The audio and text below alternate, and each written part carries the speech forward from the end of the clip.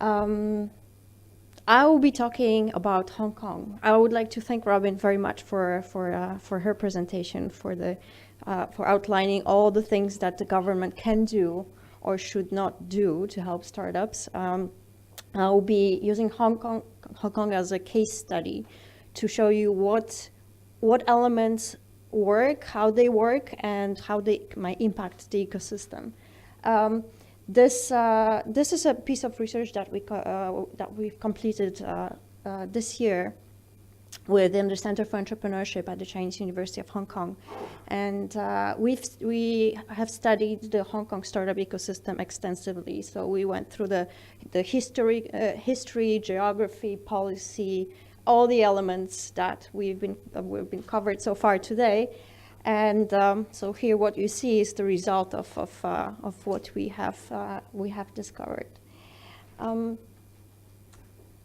Well, so these are the categories that Robin defined, right? For policy, what the government can do to help startups.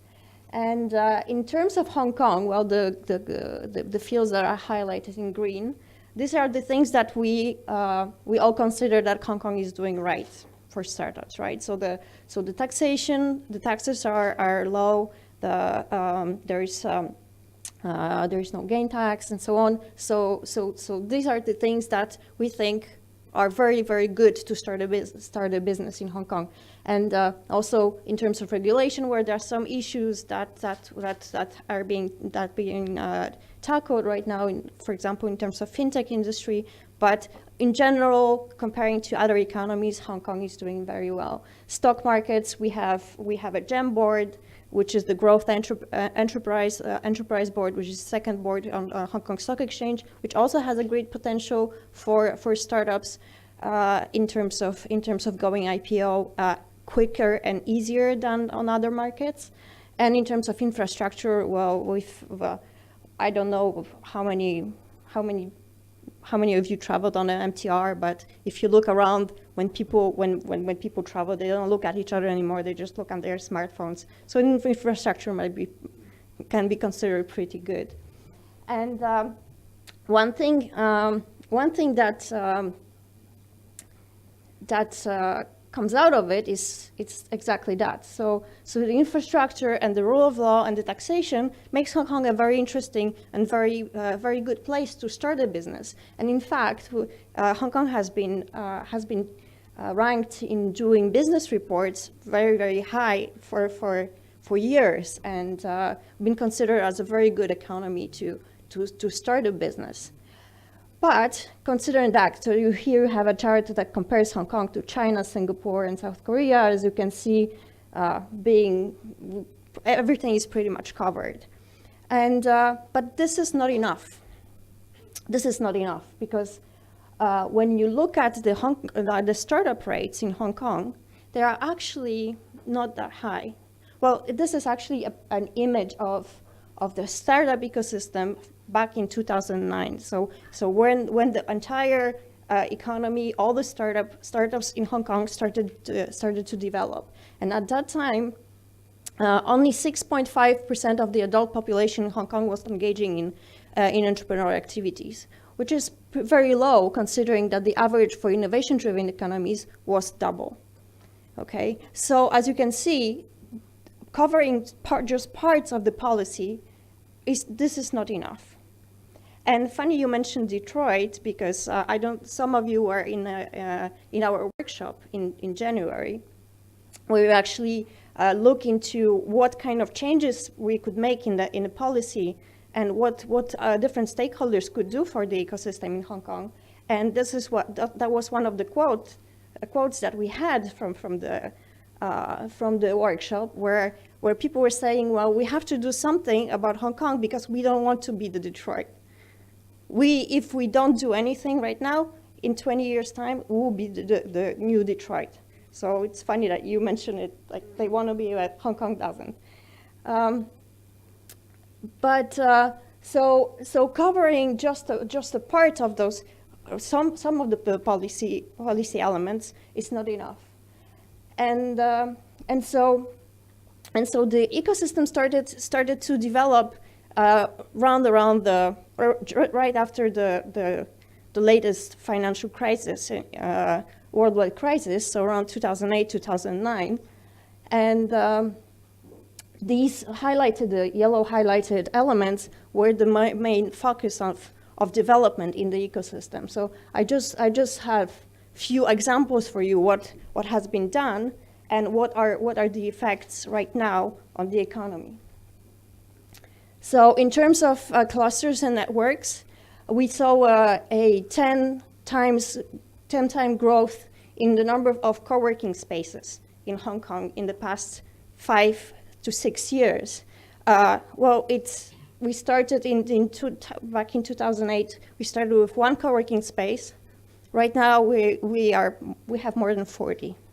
So you can see that there's lots of growth and encouragement from the government to start hubs and networks for startups.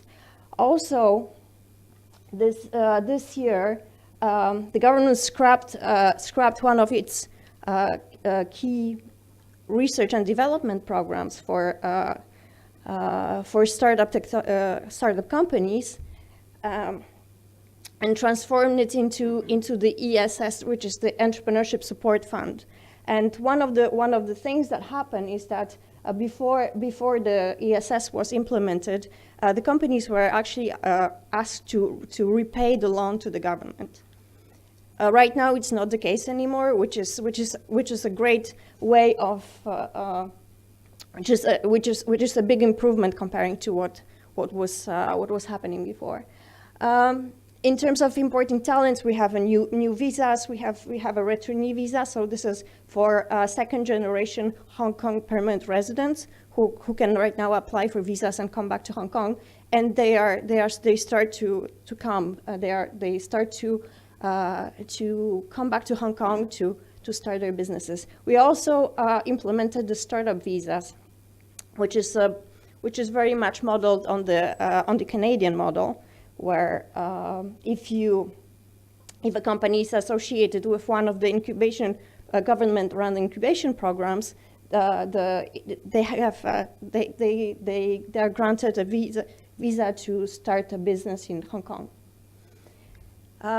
In terms of education, there are lots of new programs that are being developed as well. The TSSSU, it's the Technology Startup Support Scheme for Universities. We call it TSSU, which is not to wipe out the innovation, but to kind of provide the fabric to develop the whole ecosystem. This is a new program that the government implemented for 6 universities, where they receive 4 million Hong Kong dollars per year to invest in startups that are developed within universities. So this is a way of commercializing the research and development coming out of universities. Also, we have a very efficient government agency, Invest Hong Kong, that started the Start Me Up Hong Kong Festival, and they've been promoting extensively startup activities across the entire ecosystem.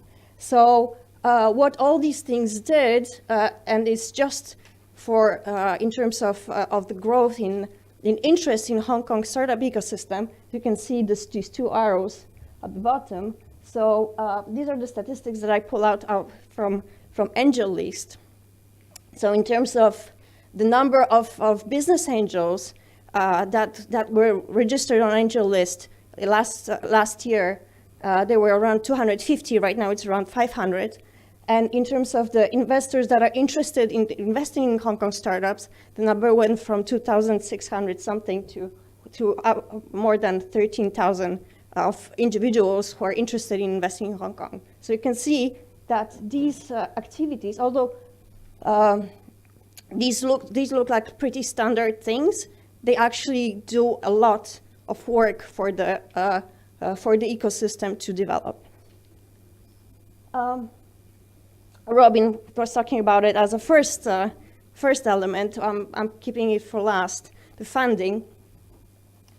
Why? It's because very often we concentrate on how much the government should put, how much money the government should put into research and development, but we like to look at it from a different perspective. It's actually about balancing how much money the government puts versus how much money the industry invests into developing the ecosystem.